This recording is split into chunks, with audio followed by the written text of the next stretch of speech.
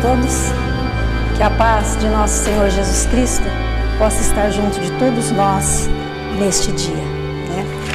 Hoje nós vamos dar continuação do estudo, que é do livro Obreiros da Vida Eterna, psicografado por Francisco Cândido Xavier, do nosso querido irmão André Luiz. E nós vamos continuar aqui da lição da semana passada, né? Que é onde o nosso querido padre Hipólito aqui está doutrinando, né? Aqueles nossos irmãos que estão ali naquele abismo, naquele momento de grande sofrimento. E encerrou aqui a parte da semana passada, o padre falando e doutrinando eles, e nós vamos continuar aqui naquela doutrinação. E continua o padre Hipólito. Envelhecida a rota, a veste rica da oportunidade, ao término do curso de aprimoramento espiritual no educandário terrestre, somos por vezes mais pobre que o último dos miseráveis que nos batiam confiantes à porta do coração, e para os quais poderíamos ter sido beneméritos doadores da felicidade, viajores na travessia do rio sagrado da elevação. Fugíamos de todos os companheiros necessitados, instituíamos serviços ativos de vigilância contra os náufragos sofredores, estimávamos acima de tudo o bom tempo, as ilhas encantadas de prazer, a camaradagem dos mais fortes para atingir a outra margem, humilhados e pesarosos em terríveis necessidades do espírito, incapazes de prosseguir a caminho dos continentes divinos da redenção. Sejamos razoáveis, meus irmãos, reconhecendo que esse inferno é a construção mental de nós mesmos. O estacionamento após o esforço destrutivo estabelece clima propício aos fantasmas de toda sorte. Fantasmas que torturam a mente que os gerou, levando-a a pesadelos cruéis. Cavamos poços abismais de padecimento torturantes pela intensidade do remorso, de nossas misérias íntimas, arquitetamos penitenciárias sombrias com a negação voluntária ante os benefícios da providência. Desertos calcinantes de ódio e malquerência estende-se aos nossos pés, seguindo-se a jornada vazias e triste e desconsolo supremo. Então nós vemos aqui o nosso padre aqui, né, irmão Hipólito, ele fala que quando nós terminamos a nossa oportunidade rica, ele diz que a oportunidade é rica aqui na Terra, nós saímos tão pobre de conhecimento, de valores, né, e de doações para com todos aqueles que tiveram ao nosso lado, né, que devemos reconhecer que esse inferno onde nós acabamos indo é construção mental de nós mesmos. Esse poço abismais são pela intensidade de remorsos, de misérias íntimas que nós adquirimos aqui encarnado. Porque nós achamos que essas histórias que André Luiz está colocando para nós nos livros, ela não tem nada a ver com nós. Elas são lá daqueles que estão desencarnados, que estão às nossas distâncias. Mas essas coisas acontecem com eles, né? Naquele abismo, eles estão desencarnados e com nós não acontece. Essas histórias não têm nada a ver conosco, mas nós sabemos que temos, né? Essas passagens do livro que André Luiz coloca para nós, elas fazem parte, sim, da nossa vida. Ele está nos alertando para que nós possamos não passar pelos mesmos problemas, né? Por esse estacionamento que nós temos, né? Esses desertos calcinantes de ódio, de malquerência a nós, aos nossos pés, diz, tendo uma vida vazia, uma vida triste, esse desconsolo supremo que muitos nós vivemos aqui e que achamos que tudo isso está distante, que tudo isso não é nosso problema. Mas André Luiz coloca aqui que nós temos que ter essa consciência, que tudo tem a ver com nós. Esses irmãos que estão passando por tudo isso, é nós, somos nós mesmos que estamos aí adquirindo esses tormentos, essas mágoas, essas doenças, como ele fala, desses duendes que ficam do lado de lá. E ele continua aqui falando: semelhamo-nos a duendes vagabundos da inquietação e do desalento, pela amargura que fomos, pela dificuldade quase invencível na aquisição dos recursos para que devemos vir a ser. De um lado, a falência gritante, do outro, o desafio da vida eterna, né? Porque nós não pensamos na vida espiritual, nós vivemos a vida material, né? Como o rico infeliz da parábola, todavia sabemos que muito de nossas vítimas de outro tempo escala altas posições no campo hierárquico da eternidade. Que muitos daqueles mendigos de carinho da estrada humana foram conduzidos a fontes da maravilhosa sabedoria, do inesgotável amor. E assim, porque não impenetrarmos o curso de suas bênçãos intercessoriais? Porque não dobramos humildemente a serviço consideração dos desvios do passado, a fim de recebermos a sublime, indispensável cooperação do presente? Sabemos, amigos, que muitos de vós outros padeceis, atormentados, a devoradora sede da água viva do Espírito imortal, que aflitos e desanimados neste vale de sombras, desejareis romper todos os obstáculos para a recepção de uma gota apenas do líquido precioso prometido por Jesus. Aos sedentos que a Ele se devotassem de boa vontade. Não basta, porém, a desordenada rogativa de dor para que o orvalho divino refresque o coração dorido e dilacerado. Urge regenerar o vaso receptivo da alma enferma, alijando a poeira venenosa da terra, para que permaneça puro e reconfortante o rocio do céu.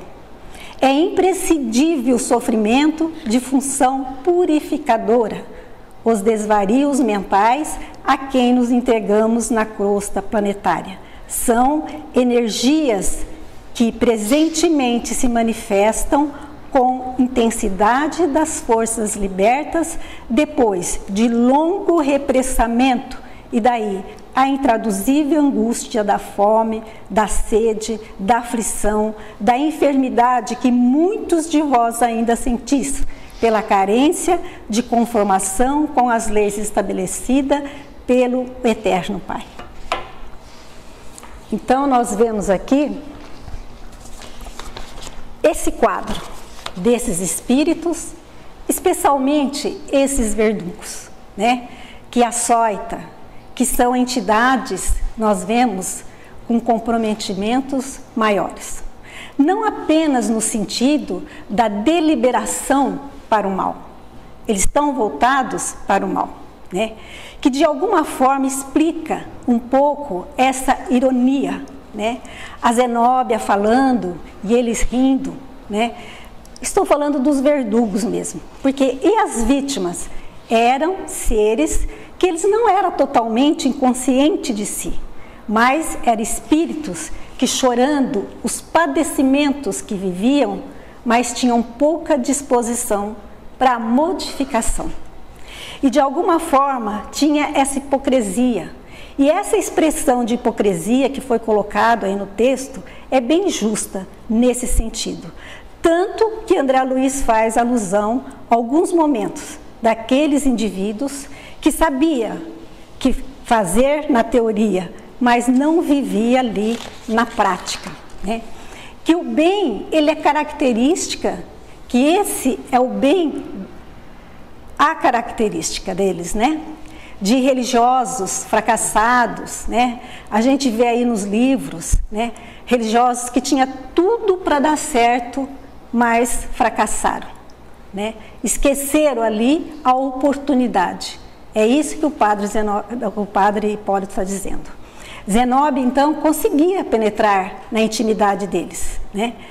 Então, não basta a gente buscar ajuda, é preciso a vivência do bem, sermos pessoas mais despertas.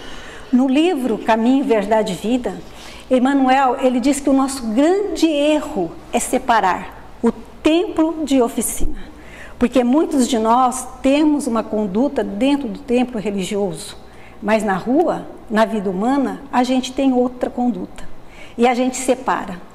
E diz Emmanuel, segundo Emmanuel, esse é o nosso erro. E a vida dupla, essa vida dupla que nós levamos, ela vai prejudicar nós na hora do desencarne.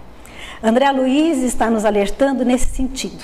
Tanto é que Zenóbia diz mais ou menos assim: olha, meus amigos, vocês querem ajuda? Vocês precisam sair daí?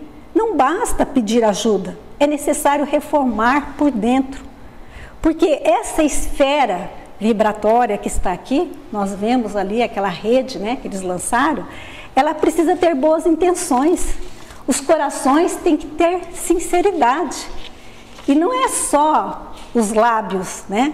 Porque as defesas magnéticas que estão ali, eles vão reconhecer que vocês não estão no padrão, né? Não dá para enganar a espiritualidade. A gente não tem aqui na Terra esses recursos de alfândega que usa objetos de metal. Lá é na vibração. E não adianta fingir, porque vai ser descoberto. E essa postura emocional que os espíritos conseguem penetrar, eles dizem para nós, né, que está falando mais realmente que nós queremos ajuda. Porque querer ajuda tem que mudar por dentro. Não basta querer ajuda e estar sintonizado, continuar naquele mesmo padrão. Porque senão a gente vai ter que ficar lá mais por algum tempo ainda. Seja por culpa, seja por afinidade mesmo. E tem muitos de nós que se afiniza nesse sofrimento. E reencarnado mesmo, nós acostumamos na dor, nós gostamos de estar no sofrimento, reencarnado ou desencarnado. E é também muito comum a gente ter e ficar ligado nessa dor emocional, né? Seja a dor de relacionamento abusivo, seja essa sintonia que nós temos aí nas coisas ainda que não leva nada para nós diante dessa vida espiritual que André Luiz está falando aqui para nós. Aí, continuando, o padre Hipólito diz, ele diz assim: André, pelo silêncio do ambiente, parecia-me que padre Hipólito era ouvido com respeitosa atenção pelas inúmeras fileiras de sofredores ali congregados diante de nós. Após ligeira interrupção, continuou o pregador, que é o padre Hipólito, bem inspirado. Nenhum de nós outros, o que apelamos para a vossa renovação, encontrou até agora a residência dos anjos.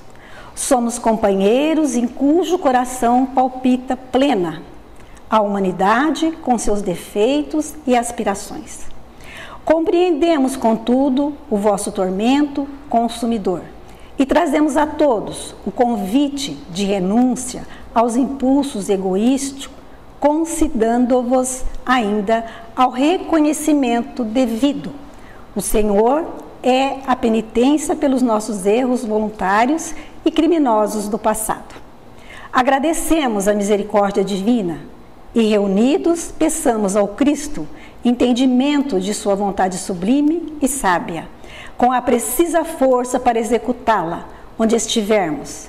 Não roguemos, como o rico enganado da narração evangélica, qualquer vantagem para o nosso individualismo ou para o círculo pessoal de nossos interesses particulares, mas sim a compreensão suficiente, compreensão dos deveres que nos acabem com as suas diretrizes salvadoras, e cheios de confiança nova, aguardemos o porvir que a terra nossa, grande mãe, nos oferecerá, generosa, outra ocasiões fecundas de aprender, resgatar, santificar e redimir. E nesse momento, o ex-sacerdote sustou, por longos instantes, a pregação, possibilitando-nos detido exame do quadro exterior.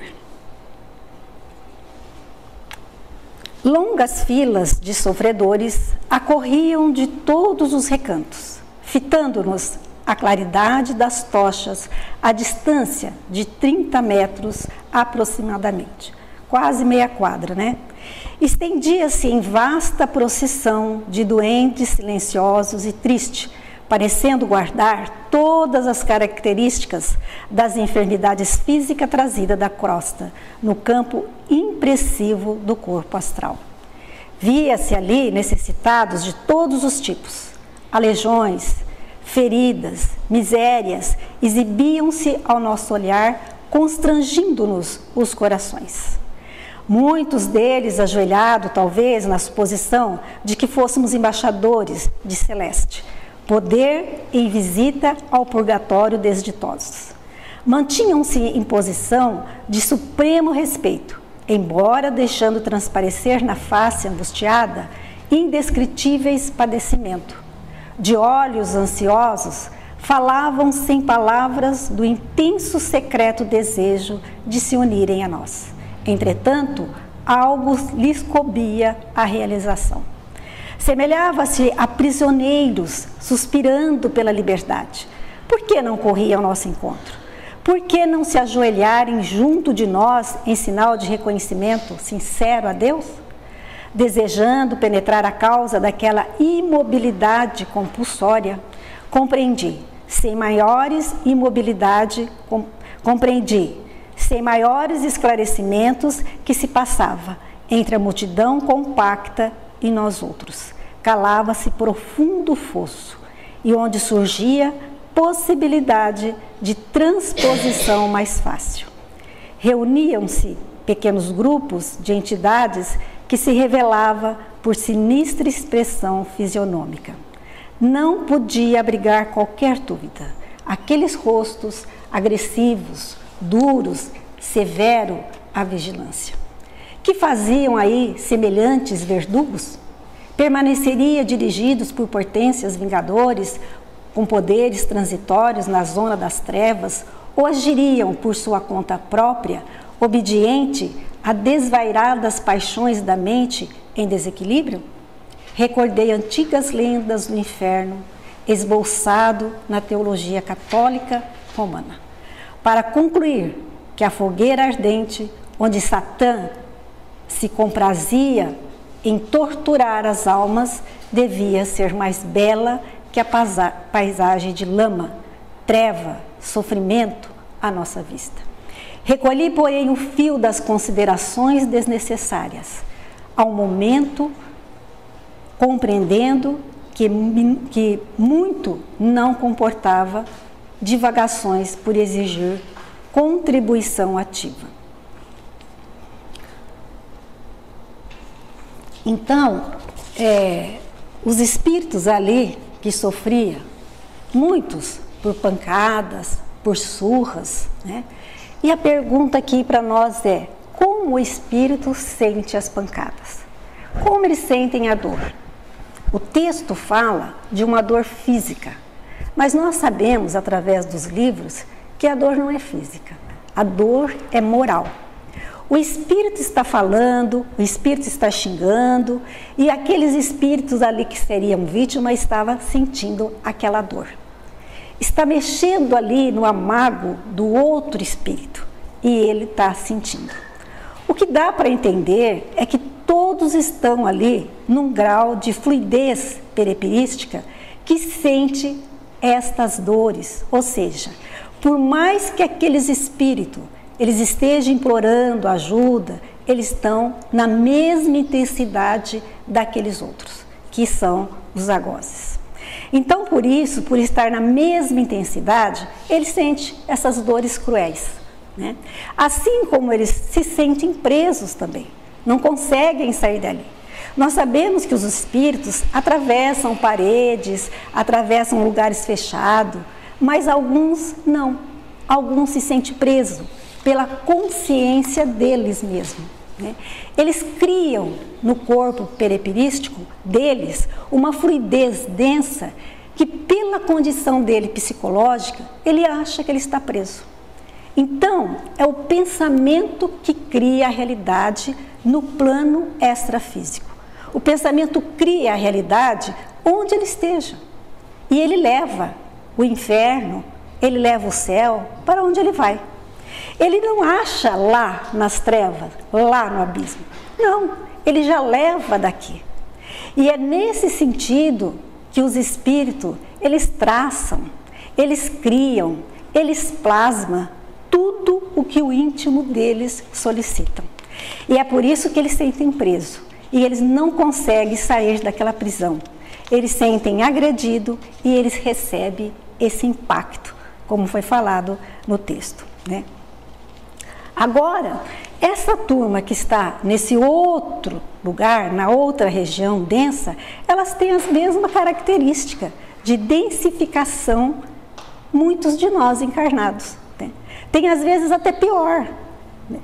Você pode às vezes ter uma pessoa encarnada que tem uma sensibilidade maior às vezes que um espírito desse, desencarnado, que ainda está tão endurecido perante a vida espiritual.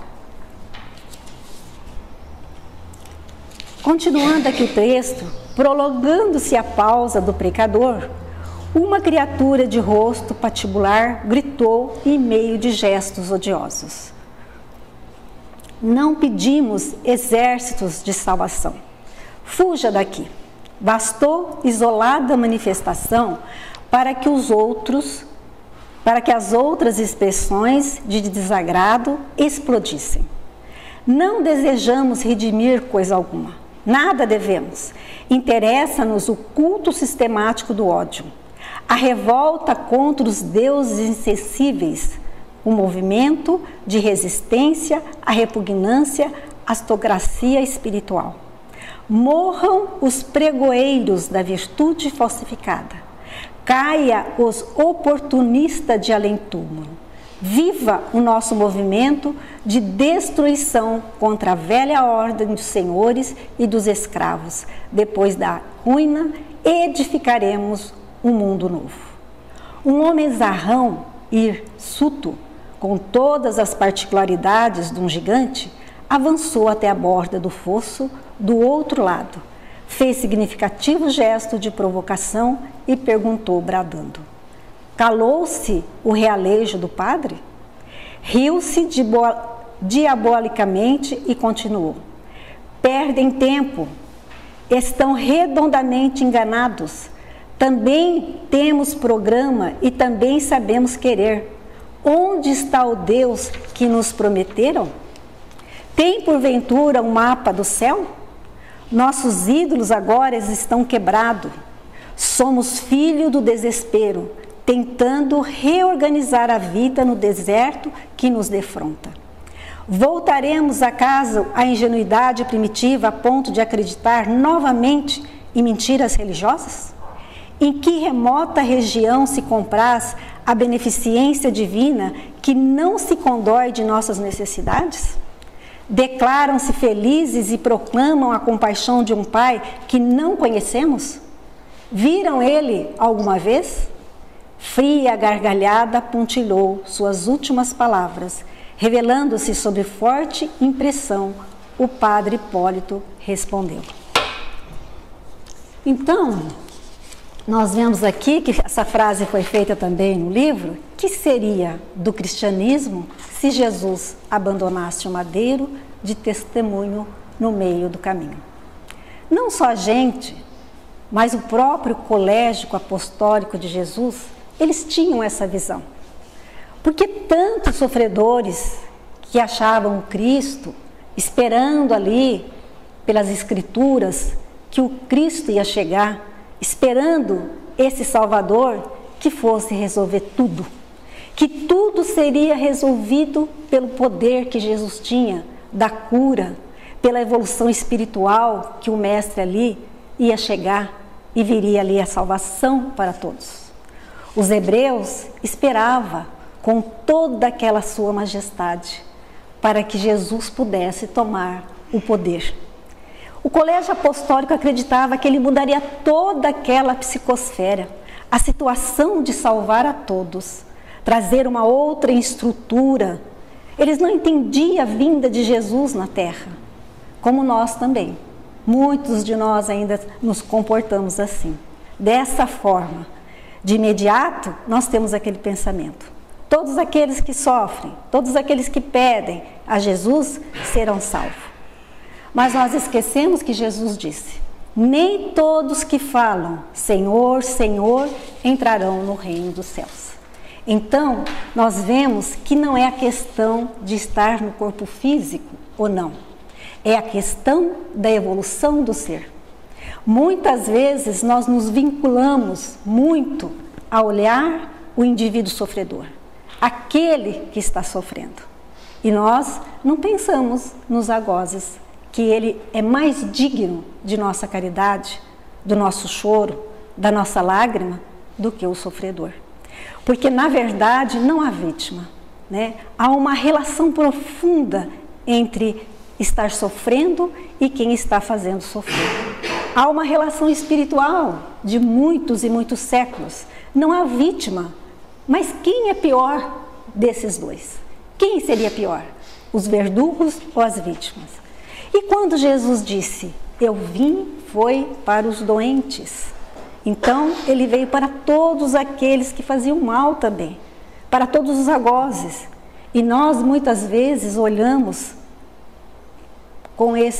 para esses algozes com uma visão restrita, de que os algozes, eles têm que sofrer, eles têm que morrer, né? E não vemos aí esses ensinamentos de Jesus para conosco, né? O conhecimento da divindade e o roteiro celeste serão encontrados dentro de nós mesmos, disse o irmão Hipólito. Porque a audácia inominável cometeríamos o absurdo de guardar plena e pronta identificação da nossa natureza ingressa, da irracionalidade em dias tão curtos com sublime plenitude de Deus?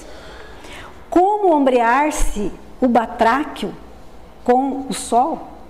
Em verdade, as religiões antropomórficas da crosta, elas envenenaram a mente, instilando falsas concepções de Deus em nossos raciocínios. Não podemos, todavia, culpá-las em sentido absoluto, porquanto a estagnação espiritual caracterizava-nos a todos. Quando os discípulos se integrarem efetivamente de cérebro e coração renovado, o Evangelho do Mestre será impossível a negativa interferência sacerdotal.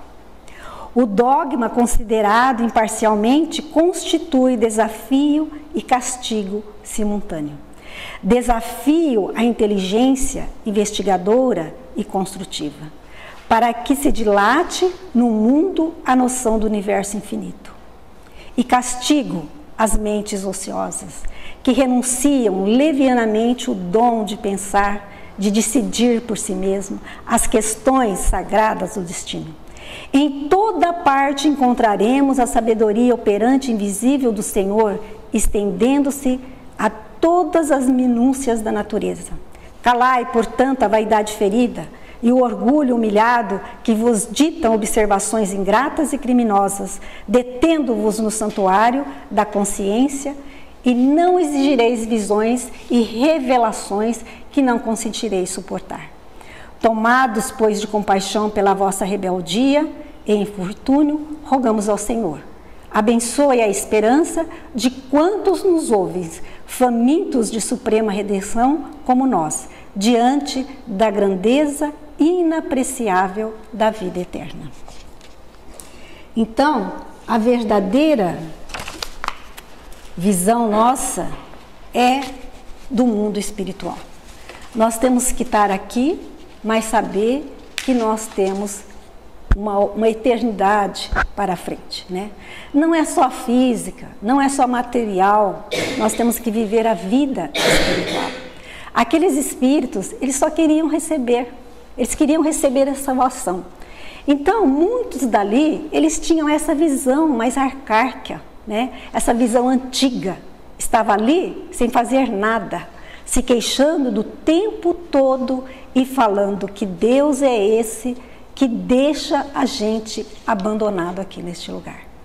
Vemos que até hoje muitas religiões pregam essa santidade sem se esforçar, sem ter conquistado. E Jesus disse que o meu reino não é deste mundo. Jesus também disse, cada um conforme a sua obra. E como o nosso querido irmão aqui, ó, o padre Hipólito, ele diz aqui, ó, muito legal, ó, é castigo às mentes ociosas. Nós somos ociosos, que renunciam levianamente o dom de pensar. Nós não pensamos, nós não procuramos questionar por que nós estamos aqui, o que nós estamos fazendo aqui, por que eu vim aqui, né? Por si mesmas questões. Nós temos que fazer isso dentro de nós, né? Essas sagrada do destino. E em toda parte, ele fala, nós encontraremos a sabedoria operante.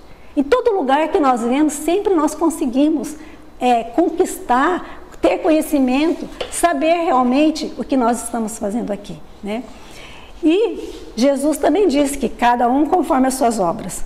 Temos então que fazer essa transformação pessoal e realmente nós mudarmos para poder merecer.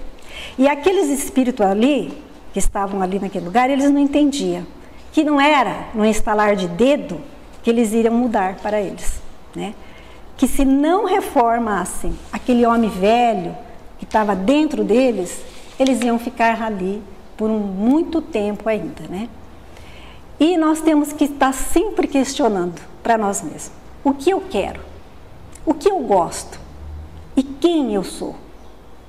E quando Jesus fala, eu sou o caminho, a verdade, a vida, ninguém vai ao Pai senão por mim, ele está dizendo para nós, eu vim aqui, eu exemplifiquei tudo, eu vivenciei, eu mostrei a lei, o amor de Deus.